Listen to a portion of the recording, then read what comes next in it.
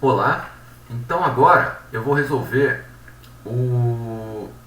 fazer os diagramas de esforços solicitantes de uma viga biapoiada utilizando o método das funções.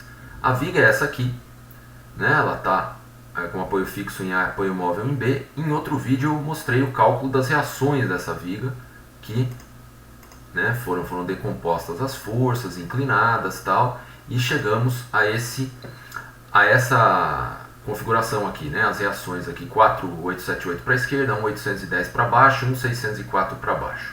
E aí temos estes esforços aqui, que são os esforços externos à estrutura, né? que compreendem as forças externas inclinadas, que nós estamos representando aqui pelas suas componentes, como eu expliquei no outro vídeo, e as reações de apoio, que estão indicadas aqui pelos valores e foram calculadas no outro vídeo. Agora vamos para os diagramas de esforços solicitantes pelo método das funções. No método das funções, nós fazemos cortes imaginários na estrutura e olhamos para um dos lados. Enxergamos todas as forças do lado escolhido e nenhuma do outro lado. Esse é o método para a obtenção dos diagramas de esforços solicitantes. Quais são os esforços solicitantes? No plano, né? Num problema totalmente plano. A força normal, que é a força perpendicular à seção transversal da viga, né, da estrutura. No caso aqui, essa força de 4,878 ela é normal, ela quer tracionar a estrutura. A força normal pode tracionar ou comprimir a estrutura. A força cortante, que é a força perpendicular ao eixo da estrutura, no caso essa força de 1,810 aqui para baixo, é uma força que vai gerar esforços internos cortantes em cada uma das seçõezinhas aqui da estrutura aqui. Essa força de 1,810 ela se propaga para o primeiro ponto da viga, e aí ele faz a força na seção ao lado, recebe a reação pela terceira lei de Newton, né, lei da ação e reação, e assim a força se propaga pela estrutura inteira como força cortante. E por fim o terceiro esforço solicitante que existe é o momento fletor, que é o momento que gera a inclinação, a deformação por inclinação da viga, que é causado pela força cortante. Então vamos lá, o método das funções aqui. São 3 intervalos para nós observarmos nessa estrutura. O primeiro intervalo parte imediatamente do lado do início da barra até imediatamente antes de aparecerem essas duas forças. O segundo intervalo vai imediatamente após essas duas forças até imediatamente antes de aparecerem essas duas. E o terceiro e último intervalo vai imediatamente após essas duas forças aparecerem até imediatamente antes de aparecer a próxima força ou a barra acabar. Então nós vamos olhar os 3 intervalos e nós só não observamos aqui o último ponto da estrutura, no caso o ponto B, que tem essa força de 1,604. Isso é normal, faz parte do método. Então nós vamos cortar até imediatamente antes desse último ponto. O último ponto nós não observamos e não enxergamos as forças que nele atuam, porque nós vamos enxergar olhando para o outro lado essas forças, visto que a estrutura está em equilíbrio. E para essa barra não estar se mexendo, se tem 1,604 para baixo aqui, a soma das forças do outro lado tem que ser 1,604 para cima, senão a barra estaria se movendo. Então o corte, vamos fazer o corte imaginário, e aqui eu vou escolher olhar para a esquerda. A coordenada de partida minha, eu vou partir aqui do ponto inicial da barra à esquerda, e como horizontal, o eixo horizontal eu chamo de Z, eu vou chamar a coordenada Z e partir da esquerda para a direita. E fazer um corte imaginário em algum ponto de cada um dos 3 intervalos e olhar para a esquerda. Essa figura aqui representa um olhinho, né? Um olho indicando que eu estou fazendo um corte olhando para a esquerda. A convenção de sinais para os diagramas é uma convenção diferente da que eu usei para reações, mas isso não gera qualquer conflito, visto que são convenções que nós utilizamos em momentos diferentes. Então não tem qualquer conflito. Terminando as reações, eu paro de utilizar aquela convenção de livre escolha que eu usei para reações, e para os diagramas eu utilizo esta convenção aqui, que é mundialmente adotada. Quando eu corto, olho para a esquerda, a força normal para a esquerda é positiva, cortante para cima é positiva, e momento fletor horário é positivo, o inverso é negativo. Normal vou chamar de N, cortante a gente chama de V ou de Q, aqui eu vou chamar de V, e momento fletor de M. Então, fazendo o corte, o primeiro intervalo vai de Z igual a 0 a Z igual a 2, que é esse ponto aqui. Imediatamente antes do Z igual a 2. Então é para Z entre 0 e 2 ou para 0 menor que Z menor que 2. Então esse Z vai estar percorrendo esse primeiro intervalo. Vai começar com 0, 0,1, 0,2, 1, 1,5, 1,999 tal, até antes do 2. Então aqui, ó, A normal. Quando eu corto e olho para a esquerda nesse intervalo, eu só estou enxergando o 4878 e 1.810. Quando eu olho para a esquerda, eu estou vendo 4878 para a esquerda. Quando eu olho para a esquerda, normal é positivo. Normal para a esquerda é positiva. Então, para efeito de diagramas, essa normal vale 4878 ou mais 4878. É positivo.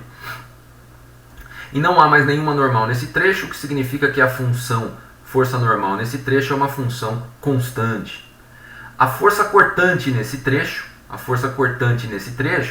eu olhando para a esquerda, eu estou enxergando o 1,81 para baixo. Quando eu corto olho para a esquerda, a cortante para cima é positiva, para baixo é negativa. A cortante vale menos 1,810, por isso. Não aparece mais nenhuma cortante no trecho. A função cortante, a força cortante nesse trecho é uma função constante que vale menos 1,810. O momento fletor, né, a normal é a soma, a normal em um ponto, né, em um intervalo, ela vale a soma das normais do lado escolhido do corte. A cortante é a soma das cortantes do lado escolhido do corte, como eu fiz ali no exemplo. E o momento fletor? O momento fletor é a soma dos momentos das forças do lado escolhido do corte em relação ao corte. Porque momento de uma força precisa ter um polo. E o polo, nesse caso, é o ponto de corte para efeito de diagramas. Né? O polo é diferente, né, do cálculo de reações, é outra coisa. Aqui, para efeito de diagramas, o polo está no ponto de corte. E aí, então, nós olhamos aqui a soma dos momentos da força de 4878 e dá 1.810 em relação ao corte aqui. Ela vai dar 4878 vezes 0, devido ao que eu expliquei no vídeo de reações, né? A linha de ação da força passa pelo polo, o momento é 0. E 1.810, a linha de ação dele é vertical. A distância do polo à linha de ação da força é z. Vai valer força vezes braço, é 1.810 vezes z. A tendência de giro desta força vai ser no sentido anti-horário em relação ao polo. Se eu fizer essa força de 1.810 e a barra pudesse girar em torno desse polo, ela giraria no sentido anti-horário. Quando eu corto ali para a esquerda, o horário é positivo, anti-horário é negativo. Então o momento vai ser menos 1,81 vezes z. O gráfico desta função é uma reta. Por que z? Quanto vale z? Vale qualquer ponto da estrutura nesse intervalo, entre 0 e 2. Então o momento varia com a coordenada, com o z. Se o z for 0, o momento vai ser menos 1,81 vezes 0, que vai dar 0. Se o z for 1, vai ser menos 1,81 vezes 1, que é 1. Se for 1,5 aqui, mais ou menos nesse ponto, vai ser menos 1,81 vezes 1,5 e assim por diante. Então eu consigo calcular o momento no ponto em que eu quiser. Como z aqui está elevado a 1, a potência máxima aqui da função é 1, o gráfico dela é uma reta, como sabemos aí, da matemática, né? Então, o gráfico dessa função é uma reta. Para uma reta, basta eu calcular o ponto inicial do vetor e o ponto final da função, perdão. A função no ponto inicial do intervalo e a função no ponto final do intervalo. Poderia calcular em qualquer ponto intermediário, mas não preciso para fazer o gráfico. Basta calcular no começo e no fim. Então, para z igual a 0, o momento, calculando para o início do intervalo que é 0 e para o fim que é 2. Para z igual a 0, o momento em 0 vale menos 1,81 vezes 0, né? Eu substituo o valor aqui na função, vai dar 0. Substituindo agora z igual a 2, o momento em 2 é menos 1,81 vezes 2, dá menos 3,62 kN/m. Então agora eu vou mostrar como fica o gráfico nesse primeiro intervalo. Só no primeiro intervalo aqui. A função deu constante, a normal 4878. Então função constante, ela é uma função paralela, né, cujo gráfico fica paralelo ao eixo horizontal. Ó. Vale 4878 aqui. A normal eu escolhi representar positivo para cima, negativo para baixo. A cortante também.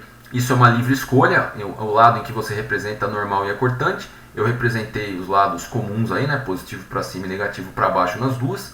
E o momento fletor não. O momento fletor tem um lado único, convenção mundial também para se adotar, que é positivo para baixo e negativo para cima nas vigas horizontais. Eu sempre vou adotar essa convenção, que é a convenção mundial para momento. Mas então, falando o gráfico dos três primeiros intervalos, ó, a normal é constante 4878, fica o gráfico paralelo ao eixo. A cortante é constante menos 1,81, fica o gráfico paralelo ao eixo no negativo. Isso significa que nesse pontinho, por exemplo, a normal vale 4878. Nesse pontinho a normal vale 4878 e a cortante menos 1,81 e assim por diante. Para cada um dos pontinhos, visto que a figura aqui, o gráfico foi desenhado embaixo da viga, então nós reconhecemos pelo ponto da viga exatamente o valor da cortante e da normal neles, e de momento também. E o gráfico de momento não é constante, é uma reta inclinada. Para momento igual a zero, nós calculamos, deu 0 o momento, e para momento e no ponto z igual a 2, deu menos 3,62. Como negativo é para cima, eu ligo os dois com uma reta, liga de 0 a menos 3,62 aqui, é o gráfico de momento nesse trecho. Então, o primeiro intervalo está concluído, agora eu vou para o segundo intervalo. O segundo intervalo, pessoal, é o intervalo logo após o aparecimento das duas forças, né, que fica logo após o aparecimento, até antes das forças que aparecem, né, na sequência, de 2 e 3, 4, 6, 4.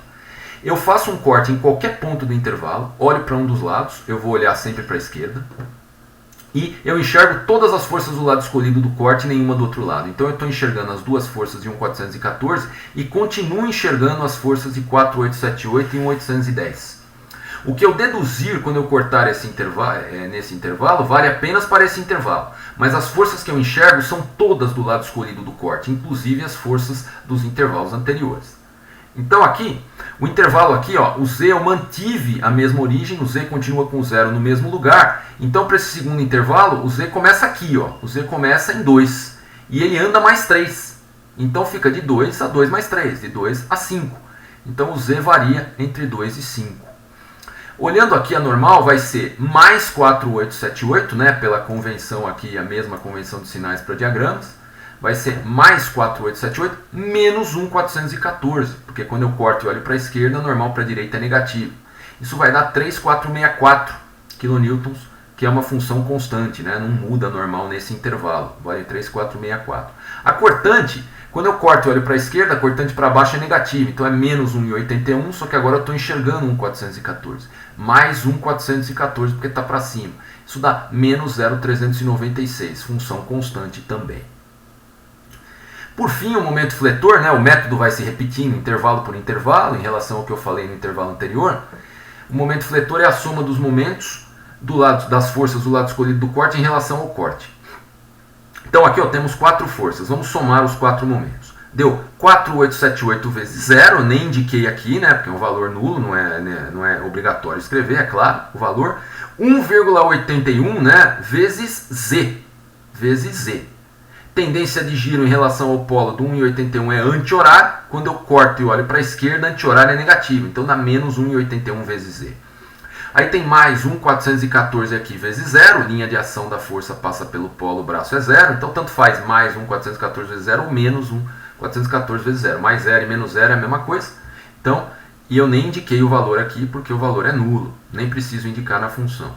E tem o momento desta força vertical para concluir, que é 1.414 vezes esse bracinho.